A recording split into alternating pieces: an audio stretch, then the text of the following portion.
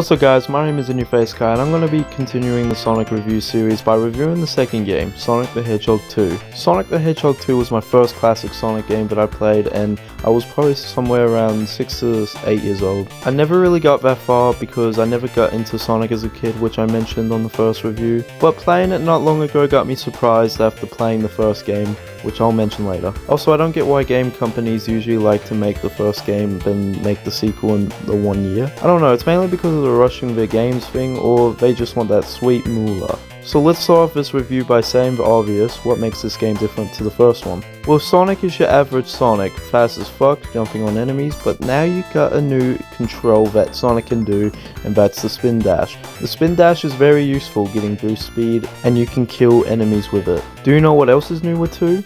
2 characters. Sega decided that Sonic should have a Robin, so they made a new character named Miles Prower, which no one actually says, but he is well known for being Tails. Honestly, don't know why Sega would make the name Miles Prower, since no one says the name anyway, but I would love to hear people say in the comments that they still call him Miles. Tails is a very fun character to play as, since he can basically fly and is good for spin levels. But my option is to play as Sonic and have Tails by my side, just because he's useful for any rings I missed and easy to defeat bosses as well.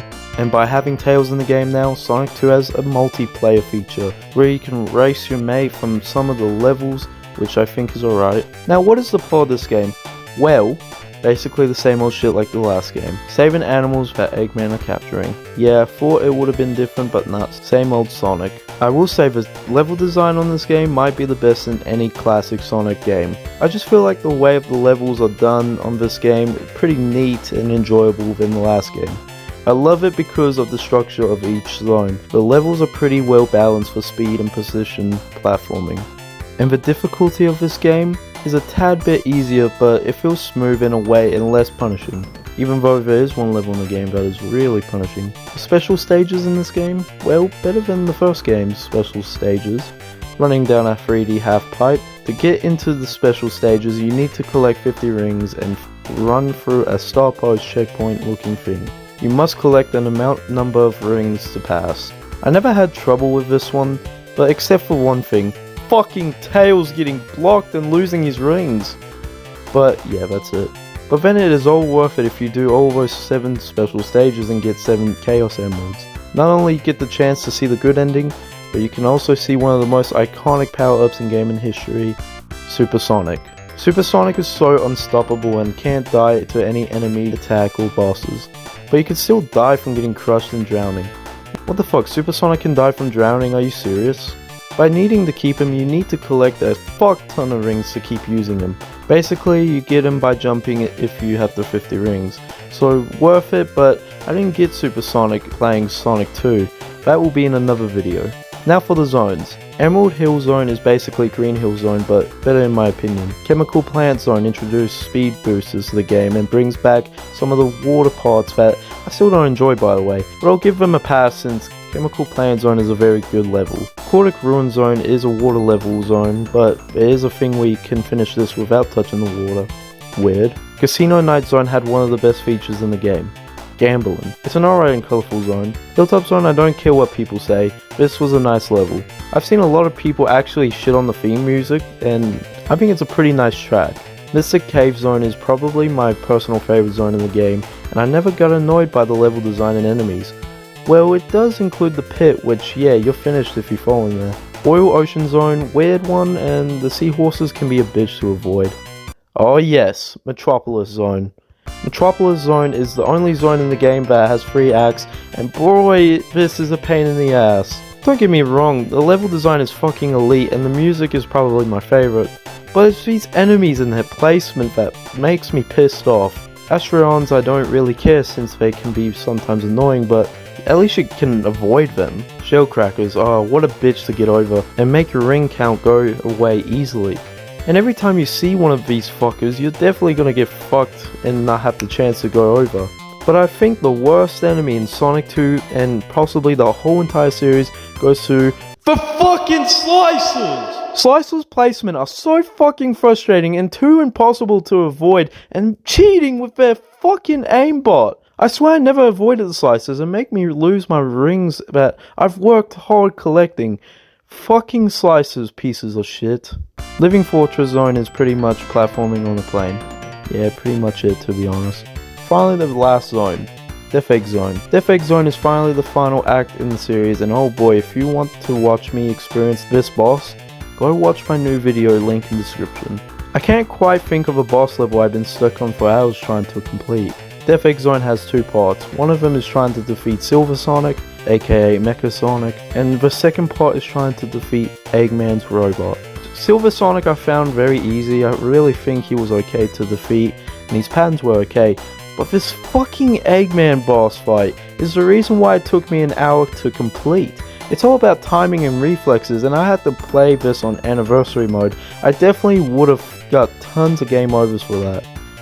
But this is my favorite boss level fight in the game because, well, I got used to it and found it to be a nice challenge. I can now beat this guy in like 2 or 3 tries. Sega really stepped up when it comes to making the final boss a bit more challenging, especially for the final boss. I don't really talk about the boss fights in zones because they are a bit easy or a bit too difficult, but if I had a favourite it would be the second drill Eggman on Mr. Cave Zones. And finally, the last thing I'm going to mention is the soundtrack, and oh my god, I love the soundtrack. Sonic 2 has a better soundtrack than Sonic 1 in my opinion. Sonic 2 is more catchy and very colourful, just like the game itself. Here are my 3 favourites.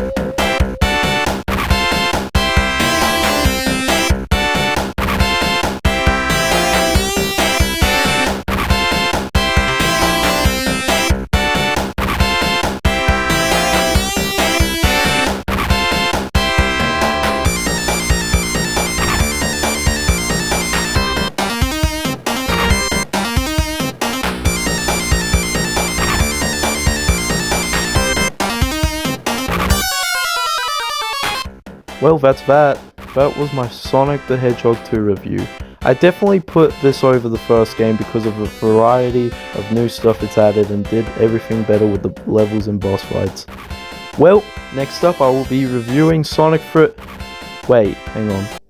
Oh shit, I forgot about Sonic CD!